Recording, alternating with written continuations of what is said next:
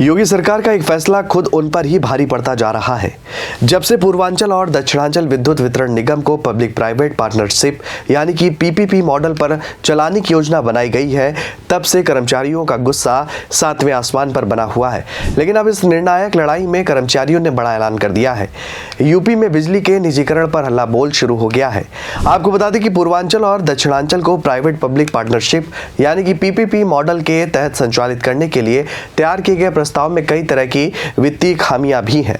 प्रस्ताव में गैर सरकारी उपभोक्ताओं का aggregate technical and commercial NT&C हानियां दक्षिणांचल की 39.42% और पूर्वांचल की 49.22% बताई गई हैं। वहीं केंद्र सरकार की ओर से इसे साल 2024-25 के लिए दक्षिणांचल के लिए 18.49 और पूर्वांचल के लिए 18.97% तय किया गया है। उपभोक्ता परिषद ने इस अंतर को चुनौती दी है और आरोप लगाया है कि आकलन के दौरान आंकड़े जानबूझकर गलत बताए जा रहे हैं। परिषद ने मुख्यमंत्री और ऊर्जा मंत्री से प्रस्तावों की खामियों को लेकर CBI जांच कराने की भी मांग की है। हालांकि पावर कॉर्पोरेशन प्रबंध से जुड़े अधिकारी इस मुद्दे पर कुछ भी बोलने से साफ इनकार कर रहे हैं। उनका कहना है कि उन्होंने मसौदा शासन को भेज दिया है, फैसला वहां से होना है। बता दें कि पूर्वांचल और दक्षिणांचल को पीपीपी मॉडल पर चलाने के प्रस्ताव को निदेशक मंडल से पास करने के बाद एनर्जी टास्क फोर्स में भेजा जाएगा और यहां मुहर लगने के बाद इसे कैबिनेट में भेजा जाएगा। और इसी बीच उपभोक्ता परिषद ने एनर्जी टास्क फोर्स में रखे गए प्रस्ताव में वित्तीय आंकड़ों में कई तरह की हेरफेर होने का दावा भी किया है। बता दें कि परिषद के अध्यक्ष अवधेश कुमार वर्मा का कहना है कि भारत सरकार की स्टैंडर्ड बिल्डिंग गाइडलाइन के अनुसार 15% से अधिक हानियों के आधार पर निगम को पीपीपी मॉडल को दिया जा सकता है। बता दें कि भारत सरकार ने यूपी में NT&C हानियों का अनुमोदन किया है और इसमें दक्षिणांचल की 18.49 और पूर्वांचल की 18.97% है, जबकि कॉर्पोरेशन के प्रस्ताव में दक्षिणांचल की 39.42% और पूर्वांचल की 49.22% दिखाई गई है। उन्होंने आरोप लगाया कि इसके पीछे कुछ अधिकारियों की उद्योगपतियों को उपकृत करने की मंशा भी है। अब आपको बता दें कि यूपी में बिजली विभाग में निजीकरण की प्रक्रिया में अब वो संविदा कर्मी भी टारगेट पर है जो बमुश्किल 10,000 रुपए महीना कमा पाते हैं और ऐसे 1200 संविदा कर्मी हटा दिए गए हैं। करीब 20,000 कर्मियों की नौकरी पर तलवार लटक रही है। सरकार के इस फैसले के खिलाफ राजधानी लखनऊ और सूबे के सभी जिला मुख्यालयों पर संघर्ष समिति ने प्रदर्शन और विरोध करना शुरू कर दिया है। संघर्ष समिति से जुड़े इंजीनियर शैलेंद्र दुबे का कहना है कि निजीकरण में जो कंपनियां काम लेंगी वो अपनी शर्तों पर अपने लोग रखेंगी, कम लोगों से ज्यादा काम कराया जाएगा और इसलिए सरकार वर्तमान में लगे संविदा कर्मियों को हटा रही है। शैलेंद्र दुबे का कहना है कि वैसे भी ये संविदा कर्मी हैं तो इनको हटाना भी मुश्किल नहीं है, लेकिन संयुक्त संघर्ष समिति इसका लगातार विरोध करती रहेगी।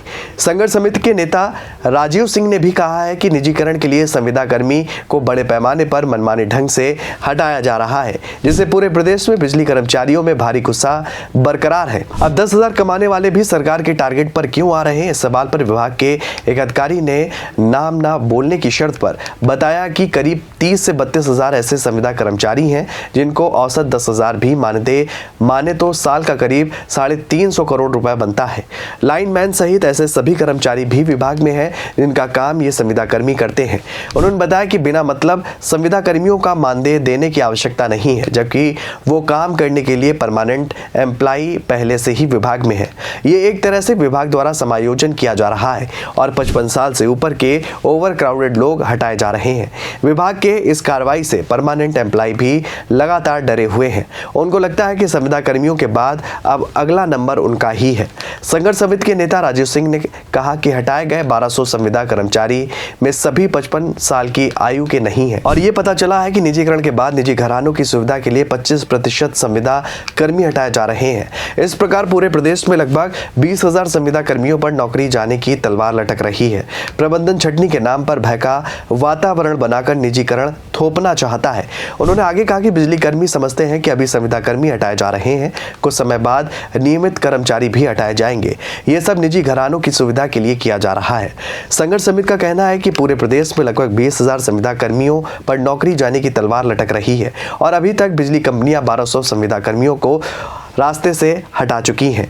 प्रबंधन छंटनी के नाम पर भय का वातावरण बनाकर निजीकरण थोपना चाह रहा है। बिजली कर्मी समझते हैं कि अभी संविदा कर्मी को हटाया जा रहा है, कुछ समय बाद नियमित कर्मचारी भी साफ तौर पर हटा दिए जाएंगे। ये सब निजी घरानों को लाभ देने के लिए किया जा रहा है। बता दें कि विद्युत कर्मचारी संयुक्त संघर्ष समिति ने कहा है कि निजीकरण के लिए संविदा कर्मियों को बड़े पैमाने पर मनमाने ढंग से हटाया जा रहा है, जिससे पूरे प्रदेश में बिजली कर्मचारियों में भारी गुस्सा भी है। और इसके विरोध में बिजली कर्मचारियों ने सोमवार को जिलों में परियोजना और मुख्यालयों पर विरोध सभा का आयोजन भी किया था। बता दें कि बिजली कर्मचारियों का विरोध प्रदर्शन अब पूरे हफ्ते जारी रहेगा। संघर्ष समिति का कहना है कि बिजली कंपनियों द्वारा जिन 1200 संविदा कर्मियों को हटाया गया है, उनमें से सभी 55 साल की आयु के नहीं है। ऐसा निजी कंपनियों की सुविधा के लिए किया जा रहा है। निजी घरानों की सुविधा के लिए 25% संविदा कर्मी हटाए जा रहे हैं। संघर्ष समिति के पदाधिकारियों ने कहा है कि निजीकरण के पहले भय का वातावरण बनाया जा रहा है। बता दें कि 2019 के एक आदेश का हवाला देकर 55 साल की आयु पूरी करने वाले संविदा कर्मियों को हटाया जा रहा है, जो ये गलत है। बेहद कम वेतन पाने वाले कई संविदा कर्मी ऐसे हैं जो विभाग और उपभोक्ताओं की सेवा करते हुए विकलांग हो चुके हैं। प्रबंधन उन्हें भीख मांगने के लिए मजबूर कर रहा है। ऐसे में अहम सवाल ये है कि आखिर क्या बात है कि कुछ साल के अंतराल पर हर बार यही कोशिशें फिर से शुरू हो जाती हैं। वहीं अब संविदा कर्मचारियों ने छंटनी को लेकर देश भर में लाखों बिजली कर्मचारियों ने व्यापक विरोध प्रदर्शन भी शुरू कर दिया है। और इसी क्रम में राजधानी लखनऊ में भी हजारों की तादाद में बिजली कर्मचारियों ने शक्ति भवन का घेराव किया और निजीकरण के विरोध में जमकर नारेबाजी भी की। संघर्ष समिति ने ऐलान कर दिया है कि बिजली के निजीकरण का निर्णय वापस होने तक लगातार संघर्ष जारी रहेगा। बता दें कि आज और कल बिजली कर्मी पूरे दिन काली पट्टी बांधकर काम कर रहे हैं और भोजनावकाश या कार्यालय समय के उपरांत विरोध सभाएं भी करेंगे और आने वाले समय में संघर्ष समिति संघर्ष के नए चरणों की भी घोषणा करेगी। फिलहाल सरकार से टकराव की स्थिति में अब संविदा कर्मचारी भी नजर आ रहे हैं। संविदा कर्मचारियों ने ऐलान कर दिया है कि अगर अब सरकार हम लोगों के विरुद्ध अगर कोई भी ठोस कदम उठाती है तो हम सड़कों पर उतरकर विरोध करेंगे। फिलहाल अब देखने वाली बात यह होगी कि सरकार संविदा कर्मचारियों की बात मानती है या नहीं, ये तो आने वाला वक्त ही बताएगा। इस खबर में फिलहाल इतना ही। ऐसी ही तमाम राजनीतिक खबरों के लिए बने रहिए और देखते रहिए 4 PM न्यूज़ नेटवर्क। धन्यवाद।